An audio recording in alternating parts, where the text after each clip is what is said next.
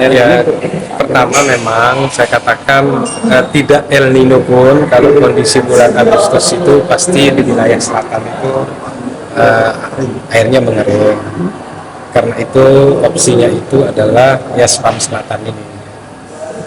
Spam selatan ini kan tentu solusi yang lebih berkesinambungan menurut saya. Karena itu tentu kami mohon ada semua kita, karena otonomi daerah otonomi itu kan kesatuan masyarakat hukum yang jelas batas-batasnya. Artinya saya mohon kepada kita semua untuk mari kita sukseskan spam selatan, karena itu sebenarnya cara antisipasi berkelanjutan persoalan musim kemarau, tidak saja El Nino. Nah, yang kedua, untuk intervensi jangka pendek kita yang El Nino ini, ya di samping pemerintah kan secara tahun turun-temurun ya, secara sudah dianggap kebiasaan sebenarnya oleh saudara-saudara kita di luar masyarakat selatan ini mendropping air. Ada yang digalang oleh instansi pemerintah, ada juga yang dilakukan oleh badan-badan usaha atau tokoh-tokoh tertentu. Ya, itu ya silakan dilanjutkan, karena spam selatan ini kan masih dalam proses itu. Tetapi supaya kita tidak terjebak setiap tahun dengan hal-hal seperti itu, maka kata kuncinya adalah mari kita sama-sama menyukseskan spam selatan.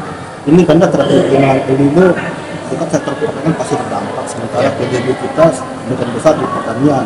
Ya, saya mendapatkan kabar baik dari Pak Kadis Pertanian bahwa Menteri Pertanian itu memang akan khusus untuk mengintervensi soal dampak El Nino di NTB. NTB berarti termasuk Lombok Timur. Namun demikian, karena kalender tanam kita di El Nino ini kan lebih kepada tembakau kan membutuhkan juga suasana yang pas, itu dia beririsan lah maksud saya nih, bukan kita mengharapkan El Nino, enggak.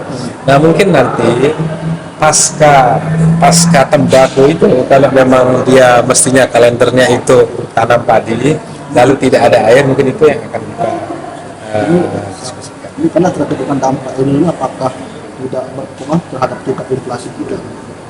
Ya memang kan begini, kalau antisipasi harus, tetapi pasti belum berdampak. Saya misalnya terus memantau situasi harga karena inflasi ini kan sangat dipengaruhi oleh harga itu kan sebagai efek ikutan ya. Yang paling utama itu adalah sebenarnya ketersediaan pangan, itu kan ketersediaan stok pangan. Saya pikir itu yang paling utama penyebab inflasi. Lalu dari daerah hulu, daerah penghasil ke daerah konsumen itu bagaimana transportasinya.